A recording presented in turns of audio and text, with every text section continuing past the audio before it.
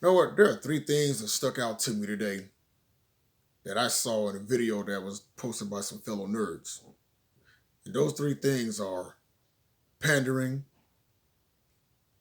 constructive criticism versus having a temper tantrum, and third, which some people consider to be so controversial, but I'm just saying, hey, it doesn't really matter to me at this point, was not recasting the role of T'Challa in the upcoming Black Panther film due to the untimely passing of Chadwick Boseman. So let's get right into it. When it comes to pandering, I'm not a big fan of pandering because when you pander to one group and not take everybody else's thoughts into consideration, that's pretty much being very biased. It's just like with the political parties of how you have the left and the right, liberals and conservatives.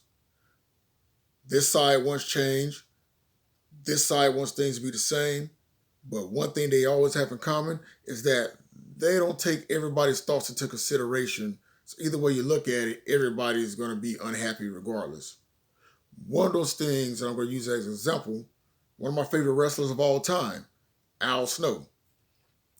In the mid 1990s, all the way to the 2000s, Al Snow used this gimmick that got him over with the crowd, where he played a mental health patient that escaped from a psych ward, and his best friend was a mannequin head that he talked to. This got so over with the crowd, especially with wrestling fans, because they'd never seen it before. But when he got to the WWF, all of a sudden it becomes problematic. You have these groups that write in and say, oh my God, that represents domestic violence against women and it's signifying hatred towards women. And this was said by people who never watched wrestling a day in their life. But what did the WWF do? Unfortunately, they catered to those people that cried and complained and said, hey, we got to scrap the whole idea, and there's that. But the thing that just gets me too is how with pandering, how even with comic books, you always want to change up traditional characters to fit a modern narrative instead of coming up with your own original characters or coming up with your own stuff instead of just attacking these creators that's actually doing something that a lot of these crybabies are not doing. That's actually putting a pen to a pad, drawing, writing, whatever, doing the thing that makes them happy. But nope, you got a bunch of like sour mouths out there that want to take to social media and complain about everything just because they don't like it. The easiest solution to that would be to just log off and go outside and enjoy life. Just like you see something on TV that you don't like, just flip the TV channel or just turn the TV off instead of crying and complaining about everything. Because this whole thing about people needing representation, okay, cool. If you want your representation, I get that. But that doesn't necessarily mean, excuse my language, shit on what I like because it doesn't fit your freaking narrative. Get off your butts and stop crying and do for yourself. Don't try to ruin my fun because a lot of people out there just don't know how to have fun. Second thing, criticism versus temper tantrums.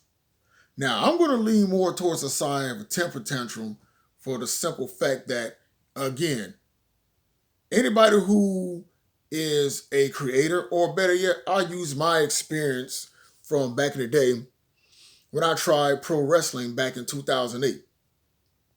And also my time in the military as well.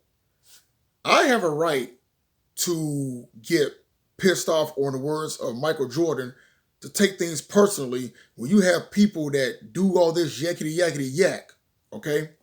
But they've never done what other people like myself has done.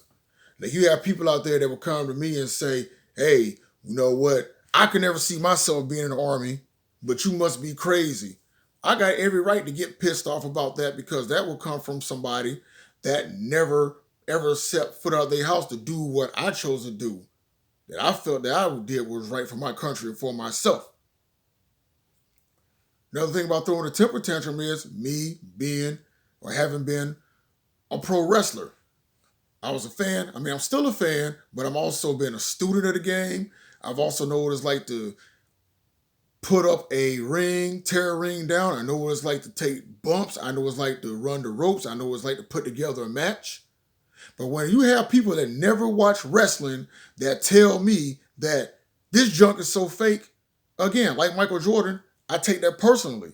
And anybody else who has wrestled or is a wrestler, they have a right to throw a temper tantrum to say, hey, they take that personally as well. Because how can you sit up there and say that folks like me and other folks around here, what we do is fake for a living or have done is fake for a living, but you never step foot in the ring yourself.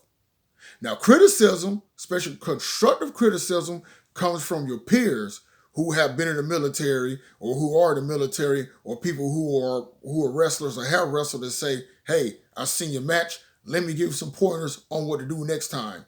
If there's somebody that's doing the same thing or has done the same thing that I've done, they have the right to criticize it and constructively criticize me by saying, hey, you know what? That was shit.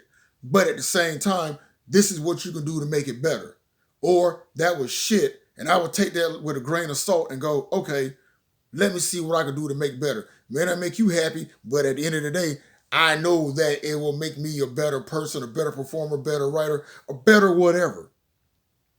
The difference with that is, like I said, with criticism, it's okay if people who have been in your shoes can come up to you and say, hey, let me help you out with this. Yeah, it may sound quote unquote mean at first, but at the end of the day, that also comes from somebody who's actually been in your shoes and done what you've done. Hate to sound like a broken record about it and venting, but hey, I'm just saying how I feel. But when it comes to people that want to just crap on what you've done and laugh at you, now that's when you have a right to be pissed off and just not deal with them no more and to say, all right, whatever. Yeah, wrestling is fake. Being in the army makes me a so quote unquote baby killer, but what are you doing in the comfort of your own home? What are you doing in your comfort zone staying in your box? You see what I'm saying? You have no right to sit up here and tell me what you think is fake and what you think is whatnot when you never done it yourself. That's the difference between the two. I could have somebody to say, hey, this could be done better versus somebody to say that's crap, that, whatever. And the third one I'm going to get on, now that I'm done with that rant with that, okay, my bad, but whatever, is the failure of recasting T'Challa in the upcoming Black Panther film. I'm going to be in the minority here where I say that they could have recast T'Challa. I know folks will look at me and say, oh my God, ban him, block him, cancel him. Hey, I'm not that big of an internet personality. You don't care about being an internet personality. Whatever.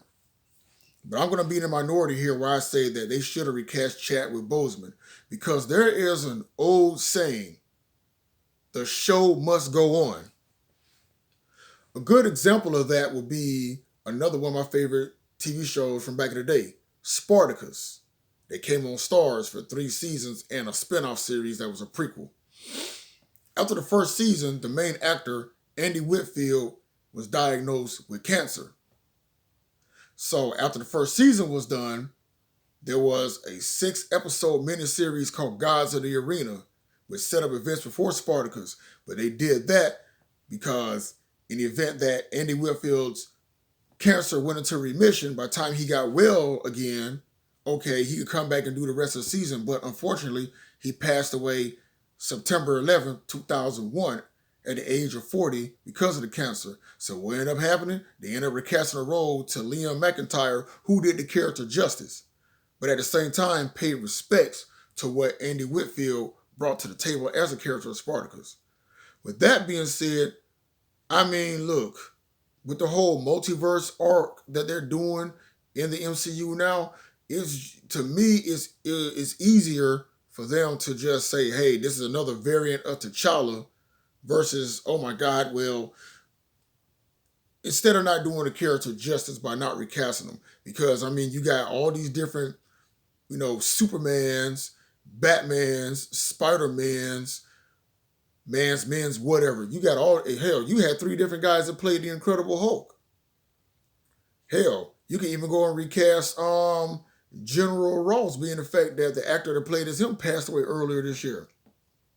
Again, I just feel like, hey, show has to go on, man. I mean, regardless of how anybody feels about it, it's going to be some hurt feelings. Oh, well. But, I mean, at the end of the day, you can choose whether or not you want to continue watching it or just cut it off altogether. But anyway, those are just the three things that were just on my mind that I just wanted to cover. You know what I'm saying? Just something I just felt like I had to get off my chest. And towards the end of the year, when all this MCU Phase 4 stuff is done, I plan on giving my recap of the entire Phase 4 MCU as a whole instead of just doing movies series by series. I'm just going to just recap everything and say how I felt and just use certain things as examples instead of just, just boring everybody to death with a long video. But anyways, that's all I got for today. See you on the next one.